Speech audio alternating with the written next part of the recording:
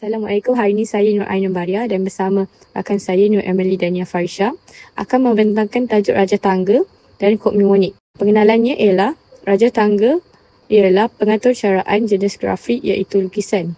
Fungsinya sebagai pengawal litar elektrik seperti litar pendawaian kawalan biasa.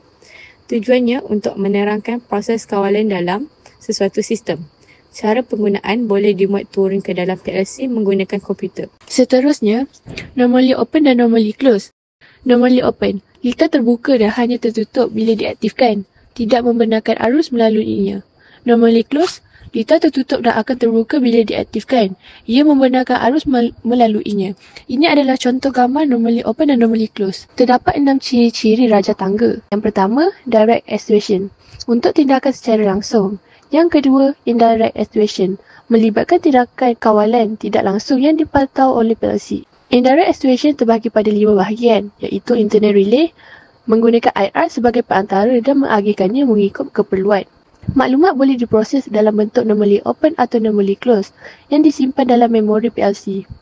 Yang kedua, auxiliary relay. Relay dalam PLC yang diproses maklumat dan menghantar keputusan kekeluaran. Tidak dapat menyimpan data jika kuasa terputus. Yang ketiga, holding relay. Seperti AR tetapi boleh menyimpan maklumat walaupun kuasa terganggu. Dikenali sebagai keep relay kerana berfungsi sebagai set reset. Yang keempat, link relay. Dan yang terakhir ialah temporary relay. Yang ketiga ialah self-holding. Self-holding terbagi kepada dua, iaitu direct dan indirect. Untuk direct, litar kekal aktif menggunakan kontak gegelung yang disambungkan terus dengan switch. Bergantung pada switch fizikal untuk mengekalkan keadaan on. Untuk indirect pula, ia menggunakan IR atau bit memory untuk mengekalkan keadaan on. Switch hanya berfungsi sementara untuk menetapkan IR yang seterusnya akan mengekalkan litar tanpa bergantung kepada switch fizikal. Keempat, interlock, memastikan keluaran tertentu beroperasi dalam sesuatu masa. Keluaran yang lain akan aktif selepas keluaran terdahulu dimatikan. Yang terakhir, multiple output, menghasilkan banyak keluaran pada satu masa. Seterusnya, kod mnemonik. Kod mnemonik terdiri daripada 3, iaitu kod arahan, kod alamat, operand. Definisi, bahasa pengatur caraan menggunakan kod arahan dan kod alamat untuk menjelaskan kawalan terhadap sesuatu proses. Untuk penambahan, kelebihan kod mnemonik lebih mudah difahami berbanding litar tangga. Ia dibina selepas litar tangga kerana penggunaan PLC lebih mahir dengan litar kawalan gegan. Yang kedua, keperluan. Keperluan kod mnemonik memerlukan konsol pengatur caraan dalam PLC. Konsol ini bersaiz kecil, murah dan mudah dibawa. Kod arahan dan kod alamat mempunyai kod alamat tersendiri dan berbeza.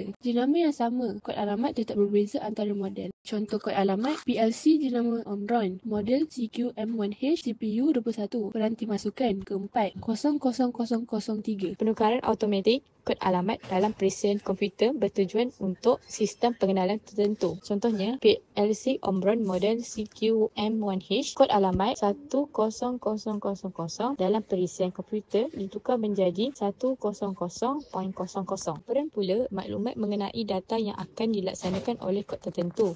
Contoh kod MOV, AB operan yang menunjukkan arahan. Si arahan MOV menyalin data dari register B ke register A. Sekarang saya akan membaca dan menerangkan kod mnemonik untuk litar direct self-holding ini. Kod ini mengawal bagaimana sistem mengekalkan keadaan on selepas butang ditekan. Mari kita lihat setiap baris satu persatu. LG 00001 memuatkan status butang start. OR 01000 menyimpan status LED supaya ia kekal menyala. Out 01000 menghidupkan LED. N 01 menamatkan program. Untuk litar direct actuation pula, kod ini digunakan untuk mengaktifkan beban seperti lampu atau motor secara langsung apabila switch ditekan. Mekanisme pemegang litar. Mari kita lihat bagaimana setiap arahan dalam kod ini berfungsi. Di 00001 akan menghidupkan input. Kod out 01000 mengaktifkan relay pertama. LD 01000 membuatkan status IR. Out 00100 dia akan menghidupkan LED sebagai beban dan N01